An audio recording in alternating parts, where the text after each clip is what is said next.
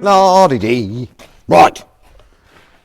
Ow, 16 diesels. Episode 3 of sorting one's our cheapo recovery truck out. What we did last time is I chased an entire rear front quarter in on the passenger side, welded all that in. So what I have to do now is attend to the last few bits. So we've got link the front cross member together, because obviously we've changed this corner of it, put that all in so it looks nice. I have done that bit of gook down there, so I welded a bumper corner into it, and there was a hole behind the foot plate in the front, but you'll see all that in a minute. And then finally, once the panels turn up, because we're missing an outer sill on the passenger side, we have to chuck, because a new wheel arch in the inner sill, which I do have, the wheel arch I have, but I'm currently waiting on easy parts because I ran out of outer sills, because we needed one for the big blue behemoth, so I nicked it off this to put it on there, and then I'm waiting for this one. So anyway, here goes.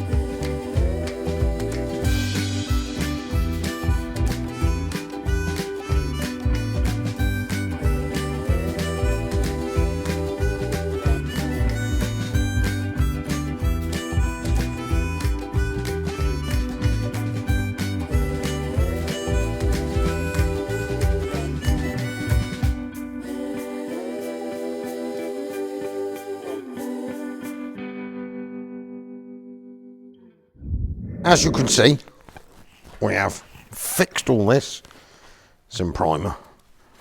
All of this, including the battery bracket, don't think I videoed that, but anyway, battery bracket's back in the correct space. We have had to place plate, put a nice section in here because we took the footstep off and it was missing behind. That piece there, which is the bumper support bracket, we've done, or holds the bumper support bracket. And then all of this in a wing, all welded up, everything lovely. But one thing, even though no one's going to see it, I can't let it out, like, this has still got this whopping great big ding on it.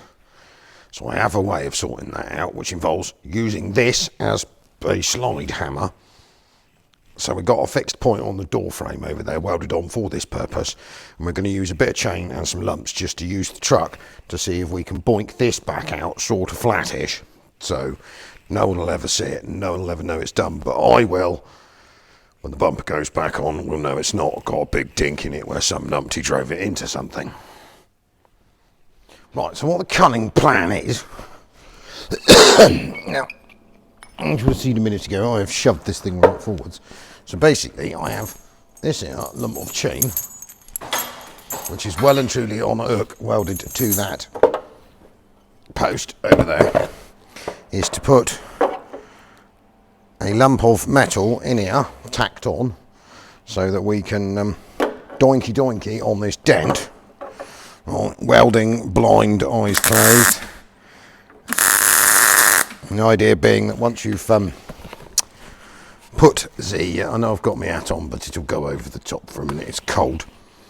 Once you've pulled the dent out, cut this off, clean it up, and cut it back off again, and then clean it up. No one ever knew you did it. That's the idea anyway. So, tack it on out.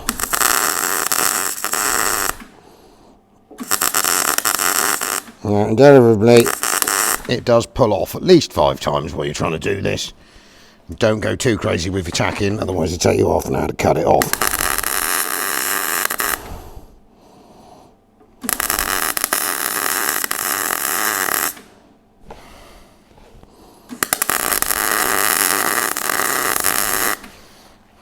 What normally happens is the first time you attempt it is all your crap welds break because you've only bodging it on there and it disappears off or something like that. Right, let's go and find a whatnot, a D-shackle. So one of them over here a minute ago.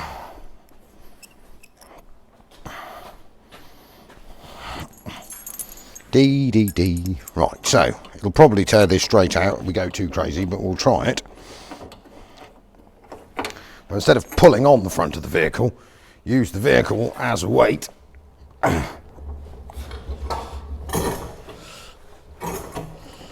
try and pull it out. Might work, might not.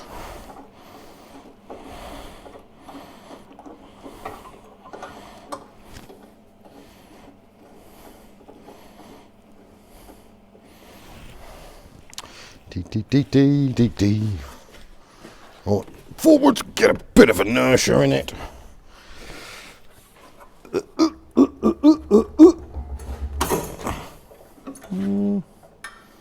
Sort of coming.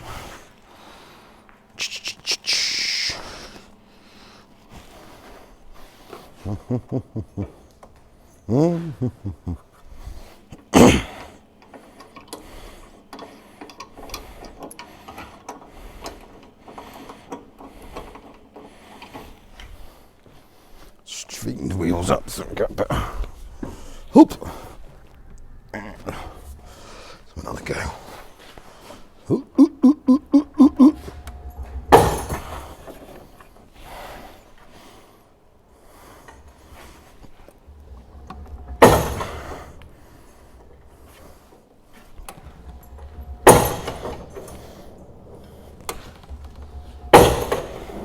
Zoop.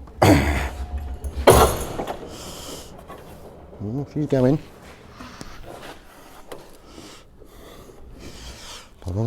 Bum.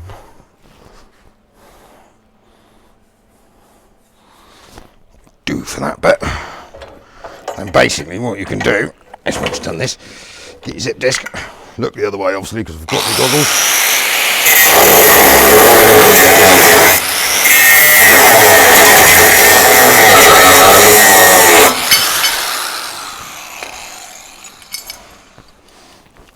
What else do we need to pull?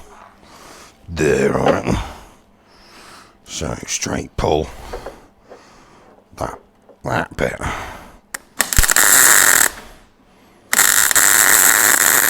Close your eyes for the welding.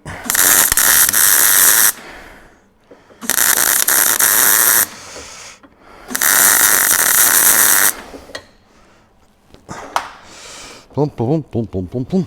Right, more doinking.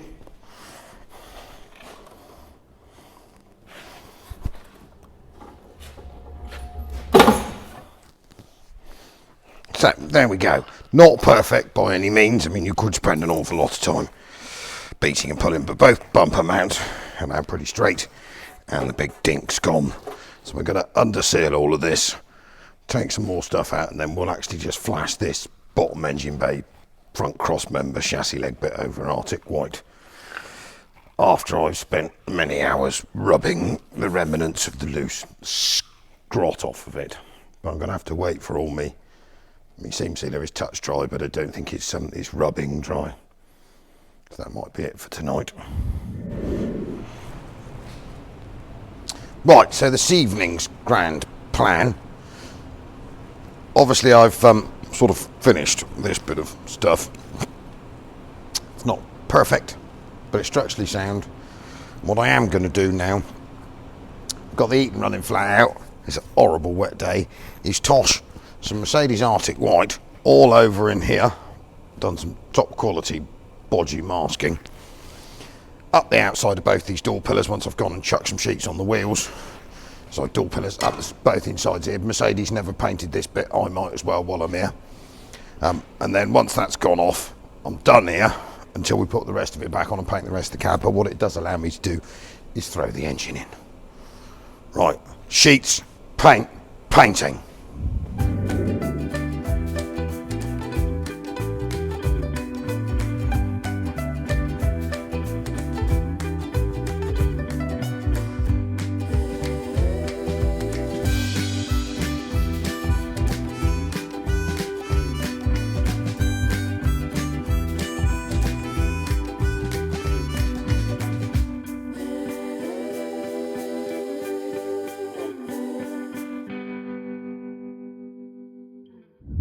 I think you'll have to agree with me Now, no comments about spray technique, whatever. This is sloshed on here.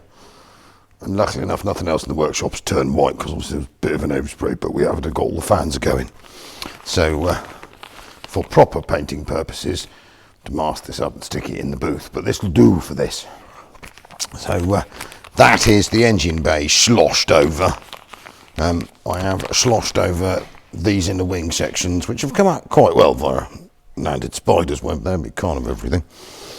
That is purely for rust protection purposes. No one will ever see it again. So that'll stop that bit going roosty.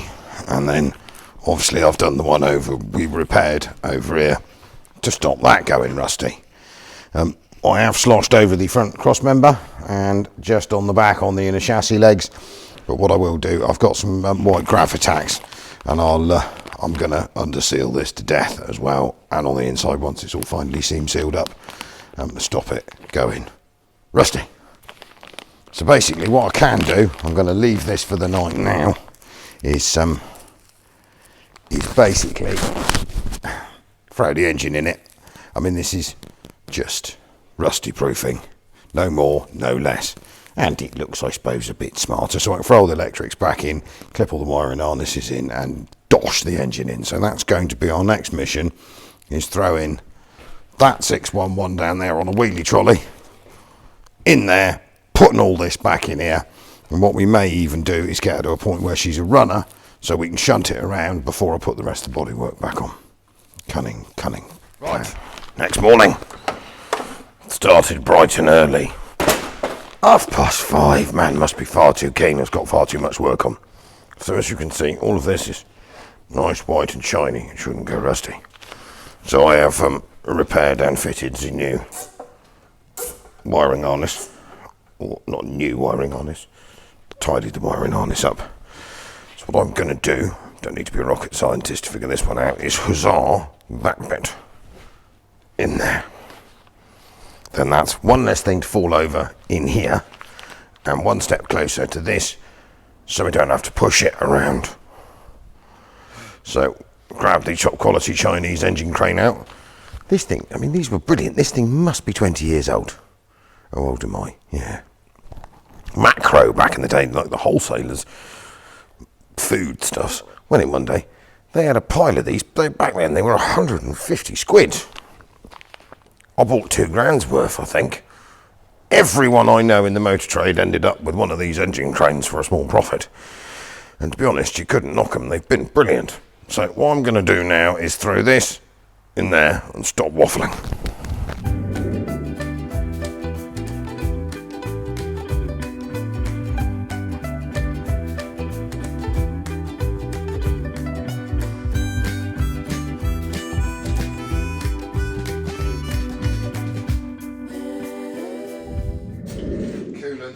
Bled up.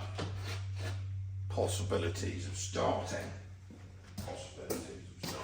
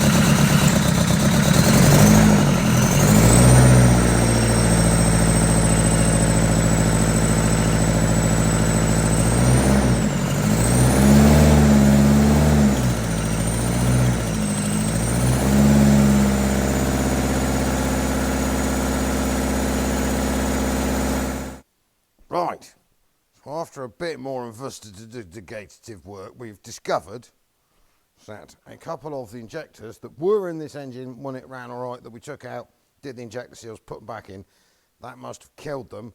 That's why it sounded like a helicopter. So what we've done now, apart from the slightly annoying noisy fan belt tensioner, which is next to change, it now no longer sounds like a helicopter. Well, apart from the annoying belt. Perfect.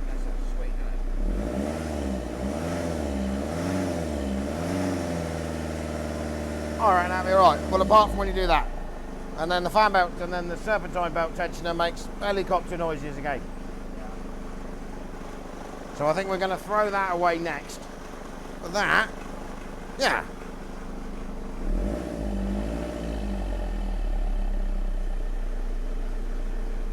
Yeah, they always do it. It's a bit of a CDI thing. Oh, I've got one, funnily enough.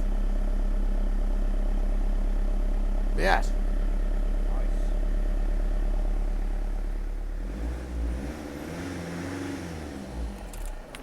I'll try and talk to it with the computer on how to turn the EDC light out. This might involve spending lots of time cleaning the diagnostic plug because it doesn't work. Right, onward. Sorted the diagnostic plug.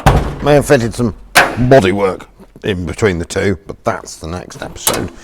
So, after a load of faffing around, we had to tell the computer that it didn't have a needle shut-off sensor on the fuel pump because the new engine had one of those and the old one didn't, so I was getting a bit confused. But